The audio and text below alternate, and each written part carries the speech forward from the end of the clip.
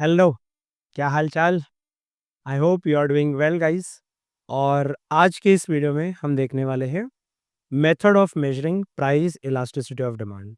ये क्वेश्चन आपके board exam point of view बहुत ज़्यादा इंपॉर्टेंट है फॉर 8 मार्क्स, ठीक है। So without wasting time let's start guys. तो इसके अंदर जैसे आपको पता है 3 मेथड्स है टोटल। एक मेथड का नाम है रेशो मेथड, दूसरे का नाम है टोटल एक्सपेंडिचर मेथड और तीसरे का नाम है पॉइंट मेथड। अच्छा, इन नाम के अलावा आपको दूसरे नाम भी ध्यान रखने हैं। रेशियो मेथड का दूसरा नाम है percentage method, arithmetic method. Total expenditure method का नाम है आउटले मेथड और पॉइंट मेथड का नाम है ज्योमेट्रिक मेथड। ऐसे देखने होंगे तो अब 3 मेथड है, बट कई बार स्टूडेंट्स नाम में कंफ्यूज हो जाते हैं, ठीक है। चलो नेक्स्ट मेथड पे आते हैं। मेथड का जो पहला है रेशियो मेथड, डेवलप किसने किया है? अल्फ्रेड मार्शल ने। एक चीज मैं तुम्हें पहले बता दूं, तीनों मेथड एक ही आदमी डेवलप कर रहा है। कौन है वो आदमी सर? एक ही है वो आदमी। कौन ही होगा sir? Alfred Alfred Alfred Alfred Marshall guys. Alfred Marshall ने तीनों मेथड डेवलप किया है। याद रखना एग्जाम पॉइंट ऑफ व्यू, ठीक है। ओके, सो इस मेथड के हिसाब से हम क्या देखेंगे sir? Percentage change in quantity upon percentage change in price. Divide करना है आपको, परसेंटेज चेंज इन क्वांटिटी को डिवाइड करना है percentage change in price. Okay, तो अगर हम देखें इसको, इसी चीज को फॉर्मूला में कैसे लिख सकते हैं? Percentage change in quantity upon percentage change in price. Even अगर इसको सिंबल में लिखना हुआ तो कैसे लिखेंगे सर? देखो, परसेंटेज की जगह पे आ गया परसेंटेज का सिंबल, चेंज की जगह पे आ गया डेल्टा और क्वांटिटी की जगह पे आ गया क्वांटिटी। तो जो हमने ऊपर लिखा है सेंटेंस में, यहाँ पे हमने सिंबल में लिख दिया। सेम वे देखो, percentage change in price, percentage change in price. अब यहाँ पे देखो, परसेंटेज चेंज इन क्वांटिटी की जगह पे यहाँ पे हम लिख रहे हैं change in quantity upon original quantity. Original quantity जितनी थी, समझो 100 kg, और 100 किलो से हो गया 120 किलो, 120। तो आप मुझे बताओ 100 और 120 में कितना गैप हुआ? 20। तो इसको हम बोलते हैं चेंज इन क्वांटिटी। इवन यहाँ पे देखो, परसेंटेज चेंज इन प्राइस की जगह पे हमने लिख दिया change in price upon original price. अगर एक कमोडिटी है जो 30 रुपीज का था और अब वो कमोडिटी जो है वो 20 रुपीज का हो गया है, तो गैप कितना है? 10 रुपीज। वो 10 रुपीज जो है उसको बोलते हैं change in price. Original price जो है वो आपको पता है। इवन अब देखो, यहाँ पे बीच में जो है ना डिवाइड की साइन है, यहाँ पे अगर हम साइन चेंज करते हैं, अगर हम ये साइन चेंज करते हैं तो आपको साइड चेंज कर देना है, ठीक है। तो अगर आप देखोगे, न्यूमरेटर जो था वो डिनोमिनेटर में चला गया, डिनोमिनेटर जो था वो न्यूमरेटर में चला गया। Sign change, side change, done, got it. ये सारे टर्म्स जो मैंने आपको बताया वो यहाँ पे लिखे हुए हैं। चलो नेक्स्ट पे आते हैं, नेक्स्ट स्लाइड पे। यही चीज को थोड़ा सा अगर हम एग्जाम्पल में देखें, देखो, प्राइस जो था वो 20 रुपीज था और अब हो गया 25 रुपीज। पहले कमोडिटी है जो 20 रुपए का था, 25 का हो गया, 5 रुपए जो है वो बढ़ गया। तो देखो, चेंज इन प्राइस जो है वो यहाँ पे आ गया 5, ठीक है, और ओरिजिनल जो है वो है 20। इवन जब प्राइस बढ़ गया तो डिमांड तो कम होगा सर, ये तो लॉ ऑफ डिमांड में पढ़ा है सर हमने। तो देखो, प्राइस बढ़ गया तो पहले आप 10 kg ले रहे थे, अब आप 9 kg ले रहे हो या 9 यूनिट्स ले रहे हो। तो देखो यहाँ पे क्वांटिटी जो है वो ओरिजिनल 10 था और चेंज हो गया 1। ये सर 1 कैसे आया? 1 कैसे आया सर? 10 माइनस 9। ये 5 कैसे आया सर? ये भी बता दो। 25 माइनस 20, ठीक है। ओके, अगर इन्हीं वैल्यूज को हम यहाँ पे पुट करेंगे तो देखो यहाँ पे 5 का टेबल, ठीक है, 4/10 आया। 4/10 मतलब कितना होता है? 0.4। सर ये फॉर्मूला कौन सी है? लेकिन देखो, फॉर्मूला वही है सर जो हमने पहले पढ़ी थी। ED is equals to percentage change in quantity upon original multiply by original price upon change in price. यही सब वैल्यूज जो है हमने यहाँ पर पुट किया हुआ है, ठीक है। चलो, तो यहाँ पे अगर इसके आंसर देखें हम, तो आंसर क्या है? 0.4।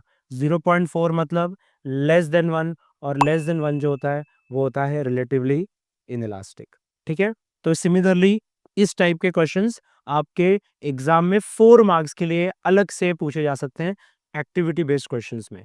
तो आपको इस टाइप के क्वेश्चंस आने चाहिए, राइट। दूसरे मेथड का नाम है टोटल एक्सपेंडिचर मेथड। अगेन कौन ये डेवलप करेगा सर? Alfred Marshall. नाम से समझ में आ रहा है एक्सपेंडिचर, पहले कितना खर्चा हुआ जो प्राइस था पहले, और जब प्राइस चेंज हो गया कमोडिटी का फिर कितना खर्चा हुआ, इसको हम बोलेंगे एक्सपेंडिचर मेथड। सिंपल है, पहले कितना प्राइस था वो, अभी कितना प्राइस है वो, दोनों का एक्सपेंडिचर को कंपेयर करो। खर्चा बढ़ भी सकता है, खर्चा कम भी हो सकता है, खर्चा सेम भी हो सकता है। तो अल्फ्रेड मार्शल ने क्या बताया सर इस बात में? अल्फ्रेड मार्शल ने बोला देखो, अगर प्राइस फॉल होता है, अगर प्राइस फॉल होता है और आपका टोटल आउटले, आउटले बोले तो सर, आउटले बोले तो एक्सपेंडिचर, अगर प्राइस फॉल होगा और आउटले बढ़ेगा तो मुझे क्या होगा सर? तो होगा रिलेटिवली इलास्टिक या ग्रेटर देन 1। ये हो गया पहला कंडीशन। दूसरा, अगर प्राइस बढ़े या प्राइस कम हो जाए और आपका टोटल आउटले जो है वो सेम ही रहे, आपके खर्चे जो है चेंज नहीं हो रहे हैं, तो ये बन जाएगा ईडी इज इक्वल्स टू 1। इसको हम कहते हैं यूनिटरी इलास्टिक। और तीसरा, अगर आपका जो प्राइस है कमोडिटी का वो फॉल हो रहा है और टोटल आउटले डिक्रीज हो रहा है, फिर उस केस में हो जाएगा लेस देन 1, और लेस देन 1 को हम कहते हैं रिलेटिवली इनइलास्टिक। सिंपली आप याद रखो, सिंपली आप याद रखो, खर्चा बढ़ रहा है रिलेटिव इलास्टिक, खर्चा सेम है यूनिटरी इलास्टिक, और खर्चा जो है वो कम हो रहा है रिलेटिवली इनइलास्टिक। ये तीनों जो है वो प्राइस कम कम कम, तीनों प्राइस में तीनों जो है प्राइस कम हो रहा है। एक न्यूमेरिकल एग्जांपल देखेंगे, बेटर अंडरस्टैंडिंग आ जाएगी, टेंशन लेने का नहीं। देखो यहाँ पे एक न्यूमेरिकल एग्जांपल है, केस 1, केस 1 तो नहीं सॉरी, केस ए, केस बी और केस सी।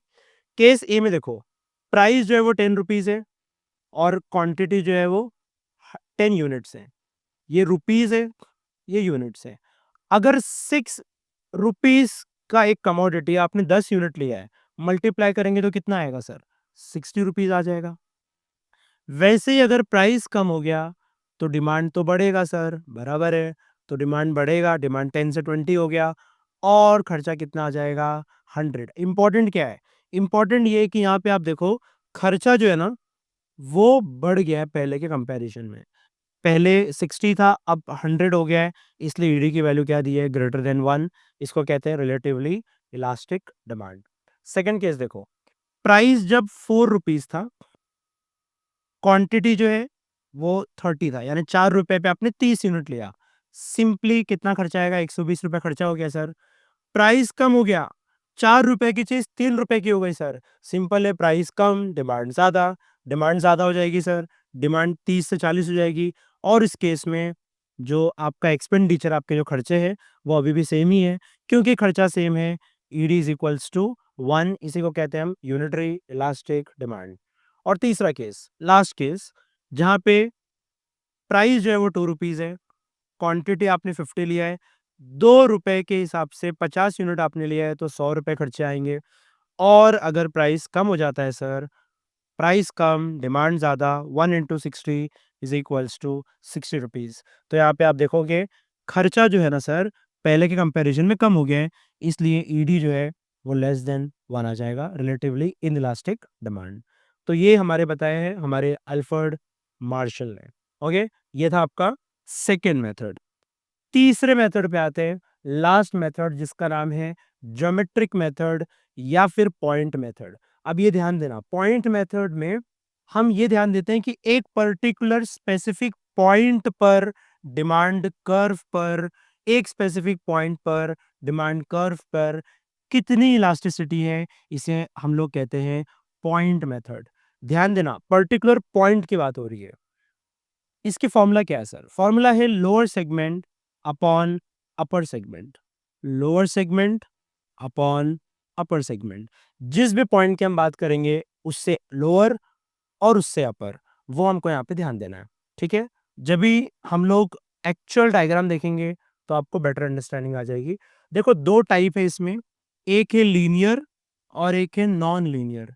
लीनियर मतलब ऐसे स्ट्रेट लाइन, लीनियर का मतलब यहाँ पे देखो लिखा है स्ट्रेट लाइन। अभी ध्यान देना, अज्यूम करो कि ये जो लाइन है, पहली बात तो डिमांड को आपको याद होगा कि यहाँ तक होती है, बट हमने उसको एक्सटेंड कर दिया है और हमने एक्स एक्सिस और वाई एक्सिस पर टच कर दिया है। अब फॉर एग्जांपल ये पूरी लाइन जो है वो 8 सेंटीमीटर की है, ए से लेकर बी तक 2 सेंटीमीटर, बी से लेकर सी तक 2 सेंटीमीटर, सी से डी तक 2 सेंटीमीटर और डी से ई तक 2 सेंटीमीटर। तो ये पूरा 8 सेंटीमीटर का लाइन है। अब अगर ये पेन में इस पॉइंट पे रखता हूं, तो इस पॉइंट पे लोअर कितना है? 2 + 2, यहां से लेकर यहां तक 4 हो गया। तो इस पॉइंट पे मैं लिखता हूं ED = 4। इसी पॉइंट पे अपर कितना है? इस पॉइंट पे अपर कितना है सर? 2 + 2 हो गया 4। 4/4 कितना हो गया सर? 1। तो 1 का मतलब कौन सा केस हो गया? Unitary elastic demand. डन। चलो कलर चेंज करते हैं। यहां पे देखो, इस पॉइंट पे बी पॉइंट पे लोअर सेगमेंट कितना है सर? 2 + 2 + 2, ये हो गया 6। अपर कितना है? ये हो गया 2। 1 टेबल लगाते हैं, ठीक है। तो ये कितना आ गया? 3। 3 मतलब ग्रेटर देन 1, और ग्रेटर देन 1 मतलब क्या होता है सर? ग्रेटर देन 1 मतलब होता है रिलेटिवली इलास्टिक डिमांड। यहाँ पे देखो, इस पॉइंट पे अगेन थोड़ा सा कलर चेंज कर देते हैं। इस पॉइंट पे देखो, लोअर सेगमेंट कितना है? ED = लोअर सेगमेंट है 2 अपॉन अपर सेगमेंट कितना है? 6। तो ये 1/3 हो जाएगा। 1/3 मतलब 0.33। घर से रट्टा मार के आऊँ गाइस मैं, डोंट वरी, ओके। और इस पॉइंट को हम लोग लेस देन 1 कहते हैं। कभी भी याद रखो, आंसर लेस देन 1 आएगा तो उसे हम कहेंगे रिलेटिवली इन इलास्टिक डिमांड। अच्छा, 2 और केस है यहाँ पर, ठीक है। तो एक तो केस ये वाला है, ED = लोअर सेगमेंट है आपका 8, अपर सेगमेंट है आपका 0। 8 को 0 में हम अगर डिवाइड करते हैं, तो पहले बात तो 8 को हम 0 में डिवाइड नहीं कर सकते, इसलिए आंसर क्या आएगा? इनफिनाइट। और लास्ट ये वाला पॉइंट, ED = लोअर सेगमेंट कितना है? 0, अपर कितना है? 8। 0 को कितना में डिवाइड करो, आंसर क्या आएगा? 0। ये जो भी हमने पढ़ा, मेन याद रखो, आपके एग्जाम में जब भी आपको पॉइंट मेथड लिखना होगा, तो आपको मेन जो चीज़ लिखनी है वो लीनियर डिमांड कर्व ही लिखनी है। सिर्फ एक छोटा सा पार्ट है नॉन लीनियर, वो भी देख लो, क्योंकि वो थोड़ा सा पार्ट है वैसे तो, पर ठीक है। नॉन लीनियर डिमांड कर्व में क्या होता है? जब आपका जो डिमांड कर्व है वो नॉन लीनियर तो है, प्लस है वो कॉन्वेक्स, इसको हम कहते हैं कॉन्वेक्स टू द ओरिजिन। अब इसमें 3 बातें हैं जो आपको ध्यान रखनी है। देखो सिंपल है, इस पॉइंट से इस पॉइंट तक, अच्छा पहली बात तो ये समझो, ये आपका डिमांड कर्व है, और ये हमने ए और बी जो है ना, ये हमने टेंजेंट ड्रॉ किया है। ये मेन आपका डिमांड कर्व ये है, और ए और बी जो हमने इससे टच होके टेंजेंट ड्रॉ किया है। अब अगर आप देखोगे तो ये लोअर सेगमेंट 4, अपर 4, 4/4 कितना होता है? 1, जो हमने पहले पढ़ा था, 4/4 = 1। तो यहाँ पे देखो ना, EB EA अगर सेम होता है तो यूनिटरी इलास्टिक डिमांड, सिंपल। अच्छा, अगर फॉर एग्जांपल हम इन चीज़ों को थोड़ा सा हटा दें, और जस्ट इमेजिन गाइस, ये जो डिमांड कर्व है ना, इसको मैं थोड़ा सा चेंज करके बताता हूँ आपको। समझो डिमांड कर्व इस जगह पे होता, तो इस जगह पे आपको याद होगा, ये है आपका E, ये है B और ये है A। EB जो है वो कम है, और EA जो है वो ज़्यादा है। और इसका उल्टा, इस केस में EB जो है वो ज़्यादा है और EA जो है वो कम है। उस केस में relatively elastic demand, relatively inelastic demand. ये पूरा क्वेश्चन या तो आएगा राइट एनी 2 मेथड, या तो स्पेसिफिक बोल देंगे कि right this method and this method. तीनों की तीनों मेथड एक साथ आने के चांसेस बहुत कम है, बट हाँ, जो भी मेथड्स आएंगे एग्जाम में आपको प्रॉपरली अटेम्प्ट करना है, ठीक है। So I think this much is very clear to you all. मिलते हैं नेक्स्ट लेक्चर में, नेक्स्ट वीडियो में। सावधान रहें, सतर्क रहें। Bye bye. Sohum educators, जीत की गारंटी। Sohum educators, मेहनत का है रंग। Sohum educators, और फिर नए इरादे। Sohum educators, सफलता की पतंग।